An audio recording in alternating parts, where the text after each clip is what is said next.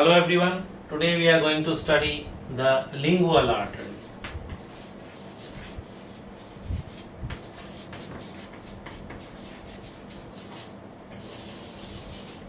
As you already know, the lingual artery is a branch of the external carotid artery, and we have already studied the ascending pharyngeal and the superior thyroid arteries. So now we will take a look at the next artery in the line of the external carotid artery, that is the lingual artery. Now to get to the lingual artery, first we shall have to draw some bony landmarks. For proper perspective, suppose we draw, this is the mandible, and somewhere here we are going to draw the body of the hyoid bone,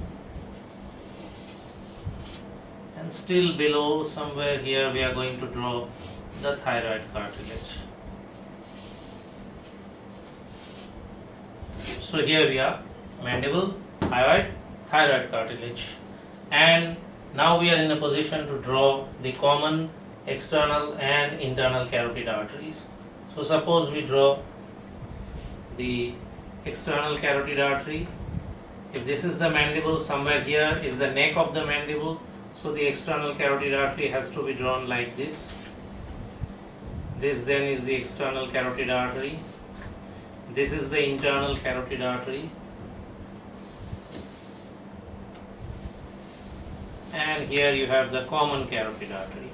And more or less we have drawn the bifurcation of the carotid artery at the level of the upper border of the thyroid cartilage, so that we had said that you have the superior thyroid artery starting somewhere here and dropping down onto the upper pole of the lateral lobe of the thyroid gland.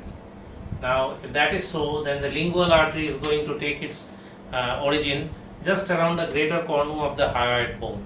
So this over here is the lingual artery, and it is going to take this position just above the hyoid bone, and it is going to go, because it is the lingual artery, it is going to go into the tongue.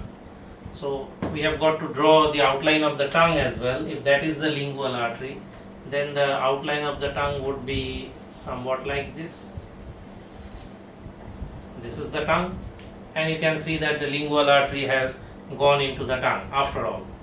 Now when the lingual artery has taken its origin from here and it is going to go above the hyoid bone, you know that from the hyoid to the mandible you have two important muscles. You have the mylohyoid in this direction, and you have the hyoglossus in this direction. So the lingual artery is actually a much deeper structure. It passes deep to the hyoglossus.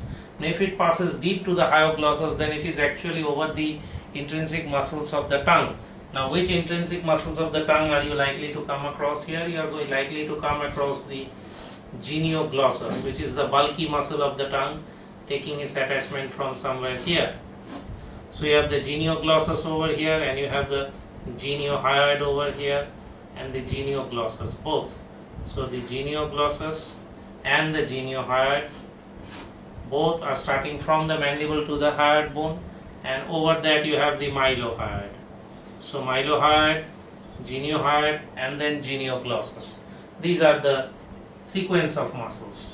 So you can see that the lingual artery, when it passes over the hyoid bone and it goes into the tongue, it is actually related to the genioglossus muscle and to the inferior longitudinal muscle. You have another inferior longitudinal muscle over here. It is related to these two muscles. Not only that, if you want to draw the hyoglossus muscle, the hyoglossus would be somewhat like this, going up into the side of the tongue. So this muscle is the hyoglossus, and the lingual artery has actually gone deep to the hyoglossus, and mylohyoid would be somewhat oblique. So if you want to draw the mylohyoid muscle is somewhat like this, and the hyoglossus underneath it is somewhat like this. This is hyoglossus. So mylohyoid oblique because it is actually following the entire mylohyoid line of the mandible up to the hyoid bone. So along the entire mylohyoid, if you draw the inner side of the mandible, you know that the mylohyoid extends like this. This is the line of the mylohyoid muscle. so that you have a sublingual fossa over here and a submandibular fossa over here. So mylohyoid will take an oblique downwardsly sloping muscle. But mylohyoid was the more superficial muscle. Deep to that is the hyoglossus. When you have to study the structures related to mylohyoid, you have to study the structures related to the hyoglossus, and all of these will be studied in the dissection of the submandibular region. But initially, where the lingual artery takes its start, this region is actually in the carotid triangle, and when it is going over the hyoid bone and deep to the hyoglossus, this region of the lingual artery is actually in the dissection of the submandibular region. So we are actually covering two dissections. We are covering the anterior triangle as well as we are covering the submandibular region. So this lingual artery, it is going deep to the hyoglossus, and the important point is that if you separate out the hyoglossus like this, suppose we separate out the hyoglossus muscle looks like this, and you draw the lingual artery, you draw the loop of the lingual artery and this dotted line, and in front of the lingual artery going up.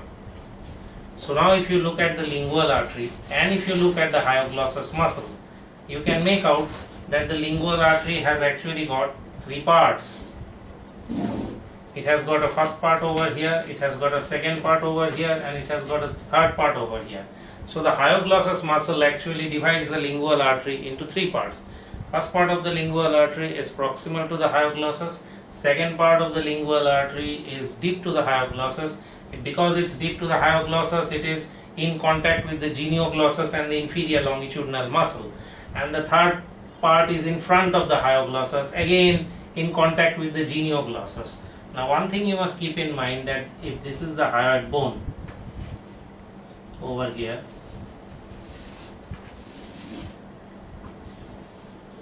this is the hyoid bone, then you not only have the hyoglossus going up, you also have another muscle, you also have the middle constrictor coming up like this.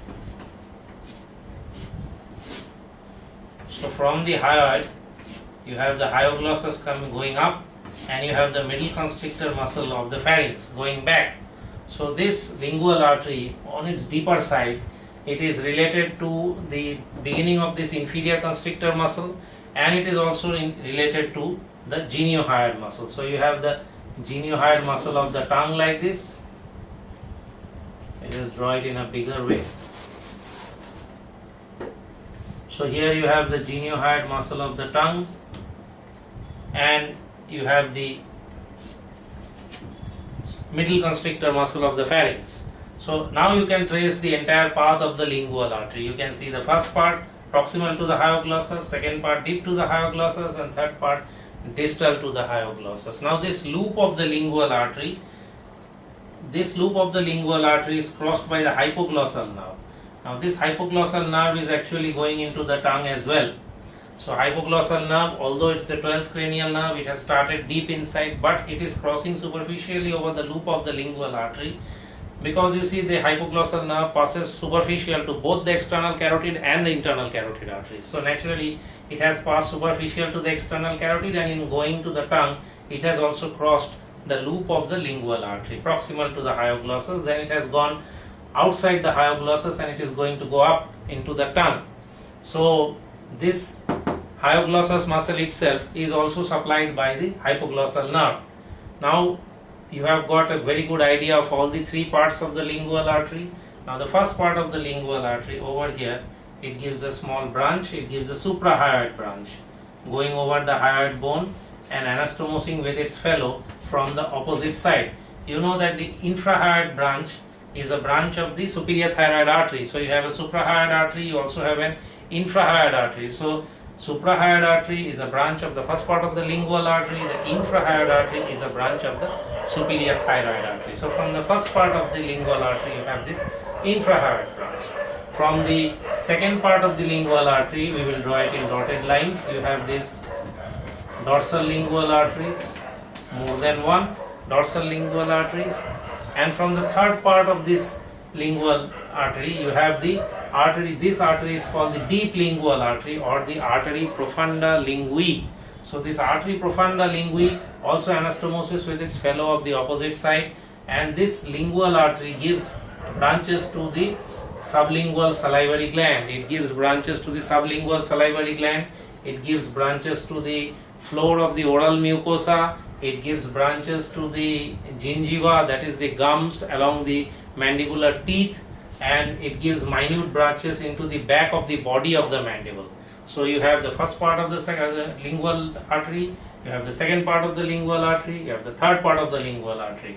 From the first part of the lingual artery, you have the suprahyoid branch. From the second part of the lingual artery, you have these dorsal lingual branches, and from the third part of the lingual artery, you have the deep lingual or profunda lingui branch, plus branches to the sublingual salivary glands, some branches to the submandibular salivary glands, some branches to the floor of the mouth, some branches to the gums along the mandible, and some branches into the posterior side of the body of the mandible. Now, this is all that you need to know about the lingual artery in details. We will come back to the lingual artery when we are actually dissecting the submandibular region. That is when we are cutting off a chunk from this block of the mandible and we are reflecting it down along with the mylohyoid, and then step by step we are looking at structures superficial to mylohyoid, structures between mylohyoid and hyoglossus, and structures deep to the hyoglossus. These three set of structures we will come to later on when we discuss the submandibular salivary gland. That's all for this session. Thank you.